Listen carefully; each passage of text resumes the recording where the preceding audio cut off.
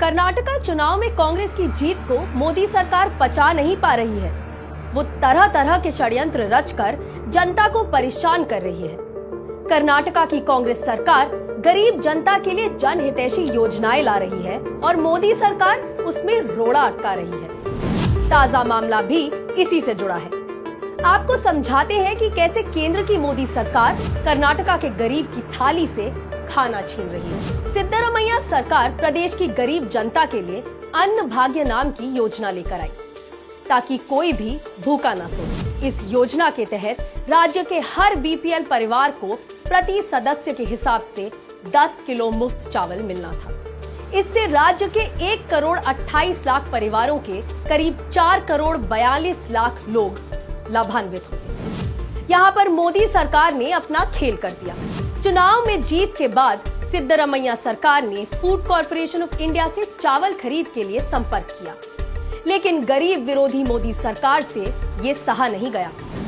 उसने रातों रात एक नया आदेश जारी कर दिया। इसमें सरकार ने एफसीआई को आदेश दिया कि वो सिर्फ निजी कारोबारियों को ही चावल बेचे, राज्य सरकारों को चावल ना बेचे।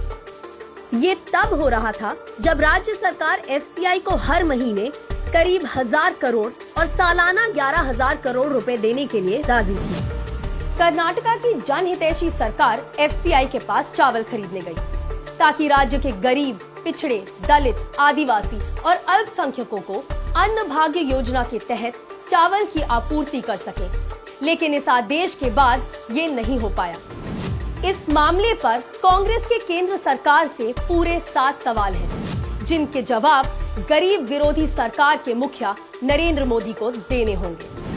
पहला सवाल, क्या प्रधानमंत्री नरेंद्र मोदी और बीजेपी कर्नाटका में अपनी हार से इतने परेशान है कि वो अब राज्य की गरीब जनता को मुफ्त में चावल भी नहीं देना चाहते? सवाल नंबर 2, एफसीआई को बाजार में निजी खरीदारों को और उद्योगपतियों को चावल बेचने की अनुमति क्यों दी गई और राज्य सरकारों को बेचने से क्यों रोका गया?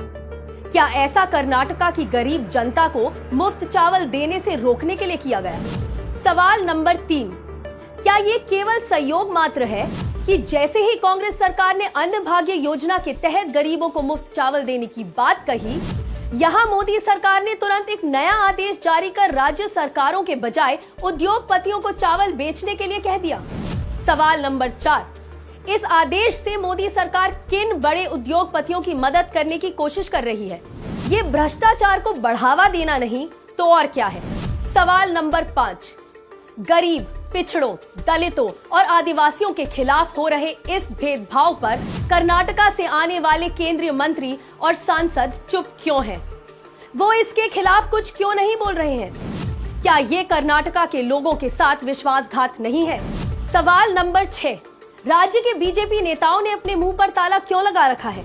क्या राज्य के बीजेपी नेता नलिन कटिल, येदियुरप्पा और बोम्मई जी ने पीएम मोदी से एफसीआई को राज्य सरकार को चावल बेचने से मना किया ताकि राज्य की जनता को मुफ्त चावल न मिल सके?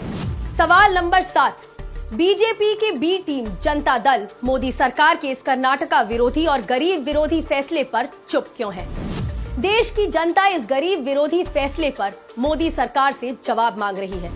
वो गरीबों को मुफ्त चावल से वंचित क्यों रखना चाहती है? जब एफसीआई कारोबारियों को चावल बेच सकती है तो राज्य सरकार को मुफ्त में क्यों नहीं दे सकती? कर्नाटका की सरकार राज्य की गरीब जनता को मुफ्त में चावल देगी, चाहे कितनी भी कठिनाइयों के बाद हम चावल खरीद पाएं। राज्य के लोग पीएम मोदी और बीजेपी के नेताओं को कभी माफ नहीं करेगी।